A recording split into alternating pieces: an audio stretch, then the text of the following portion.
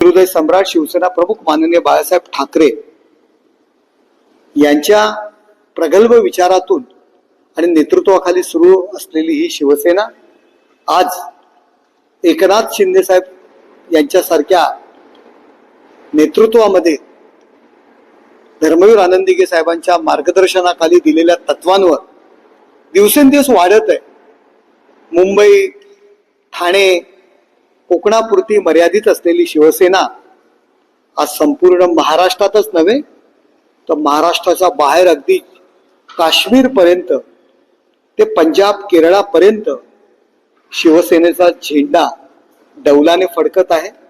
आणि त्याकरता हिंदुहृदय सम्राट शिवसेना प्रमुख माननीय बाळासाहेब ठाकरे यांच्यानंतर एकनाथ शिंदे साहेब मेहनत घेत आहेत, प्रचंड अशी मेहनत घेत आहेत.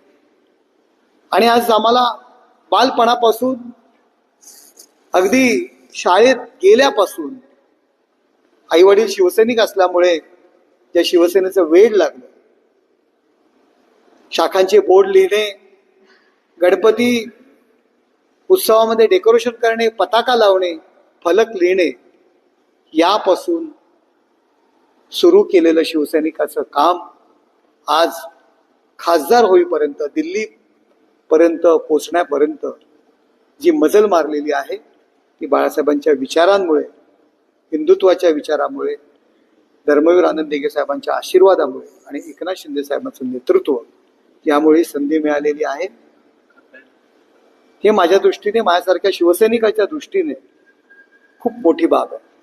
बाळासाहेब बोलत की माझ्या पाठीवरती इतके वार झाले आहेत की आता पाठीवरती. अरे, शिवसेनेच्या वर्धापन दिनाच्या संदर्भात विचारा. संजय राऊत काय आहे? संजय राऊत म्हणजे शिवसेना नाही आहे. संजय राऊत शिवसेनेत कधी आले? जरा वेगळं विचारा ना काहीतरी.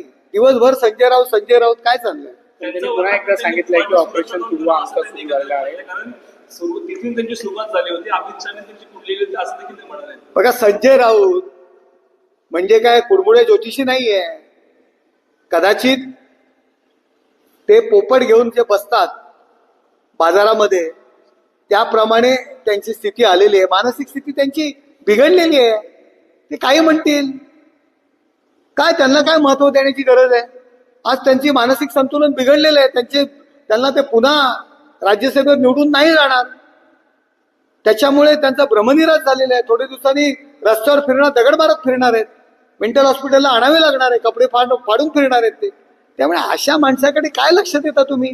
मला उद्धवजींना विनंती आहे, अरे संपवलं ना त्यांनी तुम्हाला. काँग्रेस बरोबर घेऊन गेले, त्याच्यामुळे पक्ष फुटला. आता राष्ट्रवादीला सल्ला दिला की काँग्रेसमध्ये विलीन व्हा. शिवसैनिक घाबरले की आपली शिवसेना पण विलीन करतात की काय, सोडून जायले तुम्हाला. किती दिवस त्यांचं ऐकणार तुम्ही? पूर्ण वाटोळ केलं ना त्यांनी तुमचं. ते काय स्वतः प्रसिद्धीत होतच राहतात, दुसरं काय त्यांच्याकडे. त्यामुळे राहुल गांधी यांची चमचेगिरी करणाऱ्यांवरती त्याच्यावरती काय लक्ष द्यायचं? अरे, वर्धापन दिन कशाला म्हणतात? प्रगती झालेली पाहिजे तुमची, अधोगती नाही. आणि प्रगती झालेली आहे, पक्ष वाढलाय, त्याचं सेलिब्रेशन आहे आमचं. अधोगतीचं सेलिब्रेशन नाही आहे. तिथे अधोगतीचं सेलिब्रेशन आहे, आमचं प्रगतीचं सेलिब्रेशन आहे. आज ट्रम्पला सांगितलं की शिंदे इथे येतात तुमचे खासदार पुण्याला, आणि दुसरीकडे बोलतात की रक्ताचं पाणी हे उद्धव ठाकरे कार्यकर्त्यांसाठी केलं. आपण पाहिलंय, कोविडमध्ये खरी परिस्थिती बाहेर पडली. स्वतः मुख्यमंत्री होते, घरातनं कधीच बाहेर पडले नाही. रक्ताचं पाणी कधी करणार? रक्ताचं पाणी करणं कशाला म्हणतात? दिवस रात्र मेहनत. कधी शेतकऱ्यांच्या बांधावर गेले, कधी शिवसेनेच्या सुखादुःखात गेले. कुठल्या निवडणुकीमध्ये, आता जिल्हा परिषद आधीच सोडा, जिल्हा परिषद, पंचायत समितीच्या निवडणुका झाल्या, महानगरपालिकेच्या निवडणुका झाल्या, कुठल्या बांधावर गेले, कुठल्या गावात गेले, जरा द्या पुरावे. अहो, उद्धवजींचं सोडा, आदित्य ठाकरे पोचले का? कसलं रक्ताचं पाणी केलं तुम्ही? बाळासाहेबांची पुण्याई, धर्मवीर आनंदीगे साहेबांचा मार्गदर्शन आणि एकनाथ शिंदेसारखे हजारो जे कार्यकर्ते आहेत ना, त्यांनी रक्ताचं पाणी केलं आणि शिवसेना वाढवली. अनेक खासदारांवरती बोनी लागल्याचा प्रकार समोर येतोय. पाहिलं तर अनेक रुपयाची देखील बोनी झाली होती. एकंदरीत 25 कोटी देखील दिल्याचा आरोप असं होता. असं त्यामुळे या ठिकाणी सत्ताधाऱ्यांना खातं फोडताना दिसत आहे. श्रीकांत शिंदेंनी त्यांना ऑफर दिलेली आहे साधारणपैकी एकालाच मंत्रिपद मिळेल इतरांना 25 कोटी जे आहेत मुंबईत दिले जाईल असं पण सध्या वगैरे टीका केलेली आहे. आता एकनाथ शिंदेवरती टीका करून थकले. आता आमचे डॉक्टर श्रीकांत शिंदे यांच्यावर टीका करतात. मी समजू शकतो की त्यांना ते घाबरले. डॉक्टर श्रीकांत शिंदे यांना घाबरले. देश पातळीवरती नेतृत्व प्रस्थापित होते, आंतरराष्ट्रीय स्तरावरती सुद्धा ते नेतृत्व प्रस्थापित होते. निवडणुका नसताना, कुठल्याही प्रकारच्या निवडणुका नसताना डॉक्टर श्रीकांत शिंदे पायाला भिगरी लावून संपूर्ण महाराष्ट्रात फिरतायत. पक्ष वाढवण्याचा प्रामाणिकपणे प्रयत्न करतायत. कार्यकर्ते जोडतायत, पदाधिकारी जोडतायत. त्यामुळे पायाखालची वाळू यांची सरकलेली आहे आणि उरली सुरलेली उभाटा सुद्धा डॉक्टर श्रीकांत शिंदे यांच्या झंझावातामुळे संपणार आहे. त्यामुळे ते घाबरले. कोण डॉक्टर श्रीकांत शिंदे यांच्यावर टीका करतात. 21 तारखेला हे खासदार आपली बाजू मांडणार आहे आणि त्यावेळी राज्याचे उपमुख्यमंत्री एकनाथ शिंदे उपस्थित अशी माहिती मिळत आहे. हे बघा, त्या खासदारांनी ज्यावेळी त्यांची बाजू मांडतील त्यावेळी तुम्हाला ते नक्कीच निमंत्रण देतील. त्यावेळी कोण उपस्थित असणार आहेत, कोण नाही, ते सुद्धा तुमच्या समोर कळेल. घाई कशाला तुम्हाला, ते सांगतील ना.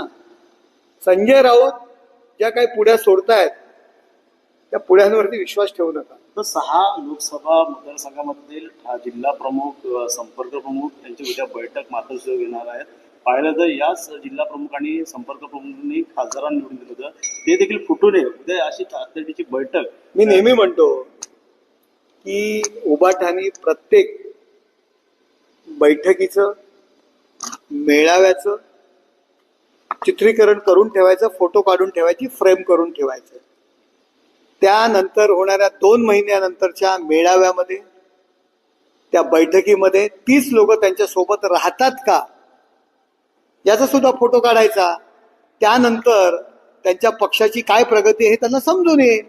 अहो, जे दुसऱ्या दिवशी कोण त्यांच्या सोबत राहत नाहीत, रविवारी खासदार मिटिंग घेतात, उपस्थित राहतात, 2 दिवसांनी त्यांच्या सोबत नसतात. तीच परिस्थिती जिल्हा प्रमुख आहे, नगरसेवकांची तीच परिस्थिती आहे. परंतु आत्मपरीक्षण न करता सकाळी केवळ शिव्यांची लाखोली वाहिणं हे एकमेव काम उभाटाचं राहिलेलं आहे.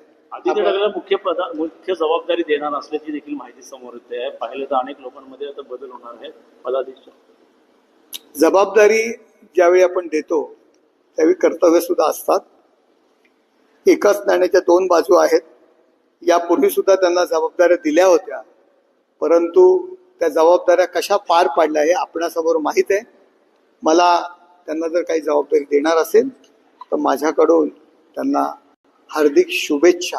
ठाकरे बंधूंनी एकत्र